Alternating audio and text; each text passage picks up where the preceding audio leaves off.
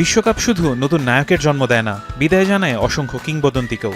4 বছর পর আবার যখন ফুটবল বিশ্বকাপ ফিরবে, তখন হয়তো আর দেখা যাবে না চিরচেনা মুখগুলোকে। এবারের বিশ্বকাপ তাই অনেকের জন্য শুধুই একটা টুর্নামেন্ট নয়, ছিল শেষবারের মতো বিশ্বকাপের মঞ্চে নিজেদের গল্প লেখার সুযোগ। Lionel Messi, Cristiano Ronaldo, Neymar Junior, Luka Modric, Kevin De Bruyne, Romero Lukaku, Thibaut Courtois, James Rodriguez. বিশ্ব ফুটবল কিংবা নিজেদের দেশের ফুটবলে যাদের নাম লেখা থাকবে স্বর্ণাক্ষরে। অনেকের বিশ্বাস 2026 বিশ্বকাপই হয়ে গেল বিশ্বমঞ্চে তাদের শেষ পদচারণা। বিশ্বকাপের সবচেয়ে বেশি ম্যাচ খেলা ফুটবলার লিওনেল মেসি। 6টি বিশ্বকাপ খেলে করেছেন সর্বাধিক অ্যাসিস্ট, অধিনায়ক হিসেবে সর্বাধিক ম্যাচ ও সর্বাধিক জয়ের মতো একাধিক রেকর্ড। 2022 সালে আর্জেন্টিনাকে এনে দিয়েছিলেন বিশ্বকাপ শিরোপাও। এবারও দলকে টেনে তুলেছিলেন ফাইনালে, যদিও দ্বিতীয়বার শিরোপা জেতা হয়নি তার দলে। তবে পরের বিশ্বকাপে যে তাকে দেখা যাচ্ছে না, সেটি অনেকটাই নিশ্চিত।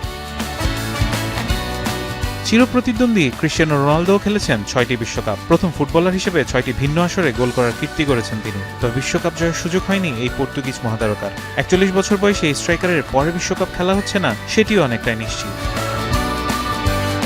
ক্রোয়েশিয়ার লুকা মডরিচ 2018 বিশ্বকাপে দলকে প্রথমবারের মতো ফাইনালে তুলে জিতেছিলেন গোল্ডেন বল। এরপর 2022 বিশ্বকাপে দলকে এনে দেন তৃতীয় স্থান। এই ক্রোয়াট তারকার বিশ্বকাপ যাত্রাও থেমেছে এবার। নিজের শেষ বিশ্বকাপ খেলে ফেলেছেন ব্রাজিলের ইতিহাসের সর্বোচ্চ গোলদাতা নেইমার জুনিয়রও। কখনোই ট্রফি না জেতার আক্ষেপ সঙ্গী হচ্ছে তার।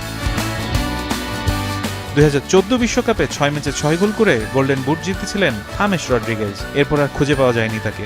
এবার অনেকটা নীরবেই খেলে ফেলেছেন নিজের শেষ বিশ্বকাপ। Kevin De Bruyne, Romero Lukaku ও থিবো কর্তোয়া ছিলেন বেলজিয়ামের সোনালী প্রজন্মের কাণ্ডারি। যদিও বিশ্বকাপে নেই তাদের বিশেষ কোনো অর্জন, আগামী আসরে দেখা যাবে না এই ক্লাব তারকাদেরকেও।